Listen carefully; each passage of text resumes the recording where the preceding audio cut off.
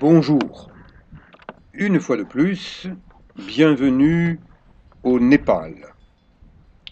Dans cette vidéo, en tant que masseur kinésithérapeute diplômé d'État, je vous propose de vous montrer quelques techniques d'étirement et de massage que je pratique lorsque je suis en montagne et à l'occasion de cette grande randonnée dans les Annapurna en octobre 2019. J'ai mis en pratique mes connaissances comme je le fais chaque fois que je randonne, car à 69 ans, pour récupérer des efforts au quotidien, j'ai impérativement besoin d'étirement et de massage. Mouvement d'épaule. J'inspire, Je montre au porteur népalais je baisse les qui a bras. mal au dos tout en étant costaud J'inspire, quelques je baisse. exercices d'étirement.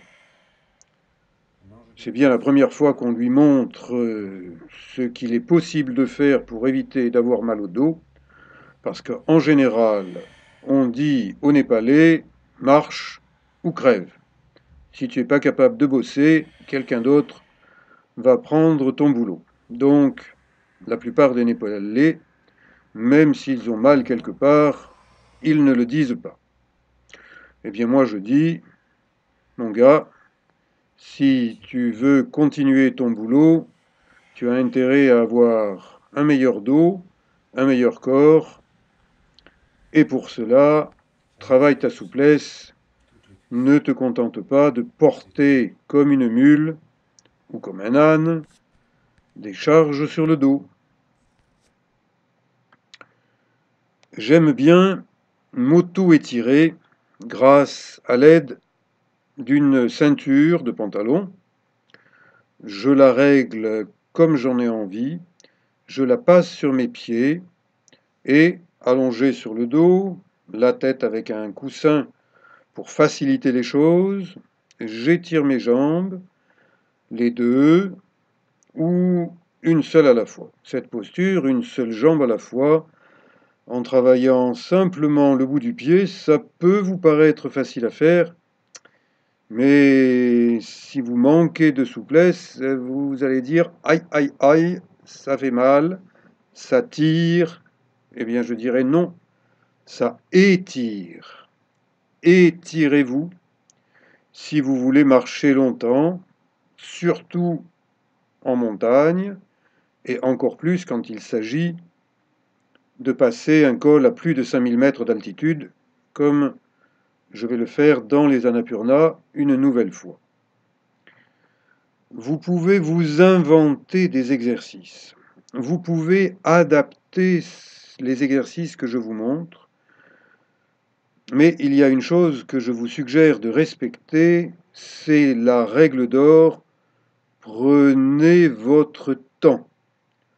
On ne s'étire pas en courant, on s'étire en se posturant, c'est-à-dire en prenant des postures, comme en yoga, même si ça n'est pas du yoga.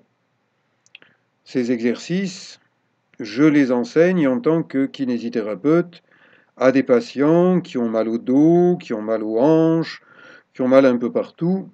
Je leur enseigne à aller doucement, à ressentir leur corps, à respecter leur corps. La règle d'or, allez doucement. Je dis à mes patients, à certains d'entre eux, les gens pressés sont déjà morts. Ah, ah, eh bien dans ce cas, je constate qu'ils ralentissent. Ils n'ont pas envie de mourir trop vite. Du moins, pas avec moi, en train de les surveiller, donc ils acceptent d'aller doucement, de s'étirer doucement, de passer d'un mouvement à un autre mouvement au ralenti, en ressentant ce qui se passe dans le corps, en plusieurs endroits, en même temps. Le en même temps ne provient pas du petit Manu qui nous gouverne. C'est Françoise Mézières qui disait en même temps, alors que le petit Manu n'était même pas encore dans l'œuf. Donc rendons à Françoise Mézières, kinésithérapeute française, décorée chevalier de la Légion d'honneur, pour son travail de kinésithérapie et pour la méthode qu'elle a inventée, méthode Mézières, qui continue à être pratiquée par quelques kinésithérapeutes, et j'en fais partie. Cet exercice, on peut l'appeler gymnastique. Je me souviens que quand j'étais au collège, on me le faisait faire dans le cours de gym. On peut aussi dire que c'est du yoga. On peut dire que c'est de la culture physique.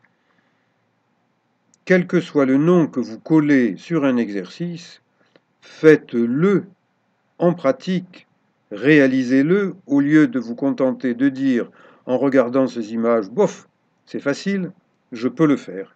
Si vous pouvez le faire, faites-le. C'est ce que je répète à mes patients. Faites ce que vous pouvez faire à votre rythme. Et si vous êtes randonneur, si vous avez beaucoup marché, si le lendemain vous allez beaucoup marcher, eh bien, faites encore plus attention. Je place 2 coussins sous mon ventre pour prendre cette position que certains appellent la position de l'enfant. C'est une très bonne position pour relâcher son dos, pour relâcher ses épaules, sa nuque, mais attention, ça peut faire mal aux genoux, ça peut faire mal aux hanches, surtout si vous n'utilisez pas de coussin. Donc, faites comme Papy Eric, 69 ans, mettez 2 oreillers sous le ventre et vous sentirez, avec votre respiration détendue, que votre dos se détend. Je montre à nouveau au porteur qu'on peut s'auto-masser dans une position qu'on appelle décubitus latéral, c'est-à-dire allongé sur un côté, et on va masser de la fesse, le long de la cuisse, et jusqu'à la cheville, voire jusqu'au pied. Ça, c'est pas une invention d'Éric Long, c'est du massage traditionnel thaïlandais. Depuis une quinzaine d'années, j'étudie et je pratique le massage traditionnel thaïlandais. Janga, mon fils adoptif népalais, m'a accompagné dans plusieurs écoles de Thaïlande, écoles de massage traditionnel thaïlandais, et je lui demande de pratiquer ce qu'il sait pratiquer parce qu'il possède plusieurs certificats de massage traditionnel thaïlandais. Cette technique de massage est simple. On n'utilise pas la force de ses muscles, mais on utilise le poids de son corps. On mobilise son corps, on appuie et on n'appuie pas, on déplace les mains et on appuie à nouveau. On appuie avec le poids de son corps. On garde ses bras tendus. On pose ses mains, souvent l'une sur l'autre ou l'une à côté de l'autre, et on vise un endroit. Et cet endroit, on appuie sans glisser. On n'utilise pas d'huile dans ce massage traditionnel thaïlandais. On peut le réaliser entièrement habillé, et en montagne, eh bien, quand il fait froid et qu'on ne peut pas se déshabiller, c'est très bien de pouvoir être massé à travers des vêtements. Mais pour apprendre, il vaut mieux se passer de vêtements, du moins d'une partie de ces vêtements. La cuisse va être massée en 3 fois. Racine de la cuisse, milieu de la cuisse, en plein au cœur du muscle quadriceps, un gros muscle, et troisièmement, au niveau de au-dessus du genou. Attention, n'appuyez jamais sur une articulation, vous risquerez d'abîmer cette articulation. Donc, surveillez où vous mettez vos mains, la manière dont vous les utilisez. Je reprends mes oreillers, je les plie sous mon ventre, je m'allonge. Et là, Djanga va vous montrer que même si vous ne savez pas masser, eh bien vous pouvez passer de l'huile sur le corps de quelqu'un, à condition, là encore, de le faire lentement, de ne pas aller vite. Le but de ce massage, c'est de me détendre, de me relaxer, donc des manœuvres lentes sont meilleures. Et là, eh bien, pour finir ma séance, je m'allonge au sol, je mets un bon coussin sous la tête et je m'automasse les cuisses pour les détendre un peu plus, pendant que Djanga effectue des pressions sur des lignes d'énergie au niveau de ma jambe. Il posture mon pied, ma cheville d'une certaine manière. C'est un massage à deux.